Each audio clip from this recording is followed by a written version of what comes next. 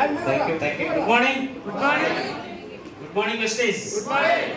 మంచి సాయంత్రం ఈ పూట గురువు గారి ఆశీస్సులతో మనమందరం కూడా ఈ బిజినెస్ ప్లాను, ఈ బిజినెస్ ఎందుకు చేయాలి ఏంటి అనేది తెలుసుకునే సందర్భంలో మా ఫ్యామిలీ ఈ రకంగా ఒక ప్లాట్ఫామ్ మీద ఇలా ఉండటం అనేది ఇది ఫస్ట్ టైం. ఎందుకంటే నేను గవర్నమెంట్ ఎంప్లాయీని, ట్రెజరీస్ అండ్ అకౌంట్లో ప్రజెంట్ ఎస్టీ ఆఫ్ పొన్నూరులో పనిచేస్తున్నాను. దీనికంటే ముందు హెచ్జిటిగా స్కూల్ టీచర్గా 2003 డిఎస్సి, 2003 డిఎస్సిలో 2005 నుంచి 2010 వరకు టీచర్గా చేశాను ఒక 5 ఇయర్స్. అయిన తర్వాత 2010లో గ్రూప్ 2 రాస్తే గ్రూప్ 2 రెండో government job group 2 services treasuries and అకౌంట్స్లో సీనియర్ అకౌంటెంట్గా వచ్చింది. గుంటూరులో నాది ప్రాపర్ నెల్లూరు నుంచి ఇక్కడ గుంటూరులో పోస్టింగ్ ఇవ్వడం వల్ల గుంటూరులో అక్కడ 15 సంవత్సరాల నుంచి ఇక్కడ ఉంటున్నాను. దాదాపుగా 20 సంవత్సరాల పైబడి గవర్నమెంట్ జాబ్, 20 సంవత్సరాల పైబడి గవర్నమెంట్ జాబ్ ఉన్న సందర్భంలో నాకు శాలరీస్ ఫస్ట్ నుంచి ఒక 5,000 నుంచి నాకు గవర్నమెంట్ ద్వారా వచ్చినటువంటి హైయెస్ట్ శాలరీ 85,000 పైన శాలరీ వస్తుంది.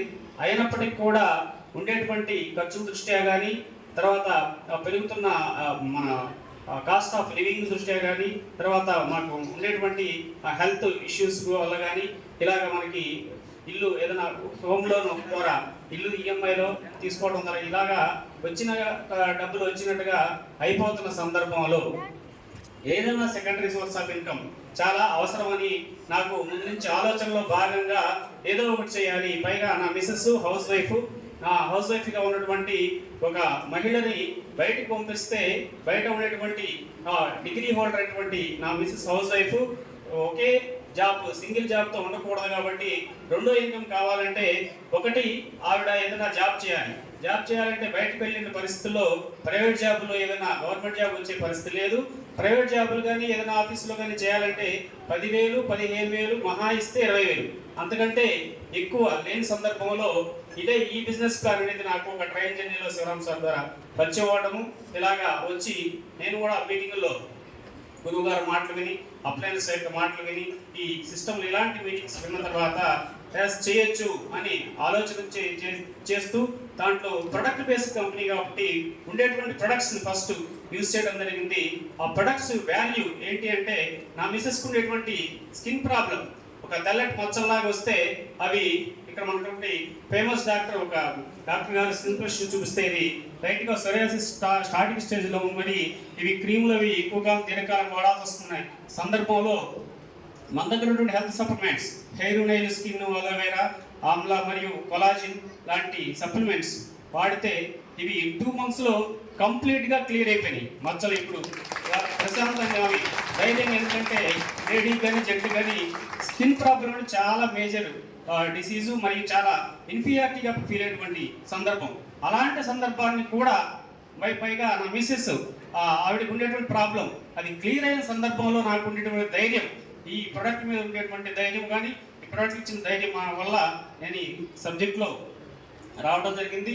దాంతోపాటు నేను నా జాబ్ చేసుకుంటూ ఉదయం సాయంత్రం ఉండేటువంటి ఖాళీ సమయాన్ని వాడుకుంటూ నా యొక్క అప్లైన సహాయంతో, ముఖ్యంగా మా ఆర్మీ శివ సార్ మొదటి నుంచి కూడా నాకు ఈ ఫీల్డ్లో కానీ ఈ దీంట్లో ఉండేటువంటి సిస్టంలో చాలా అందుబాటులో ఉండి నాకు కనెక్ట్ అయ్యి మొత్తం నాకు టీమ్ బిల్డింగ్లో బాగా చేసి నాకు ఈ స్థాయికి తీసుకురావడం జరిగింది.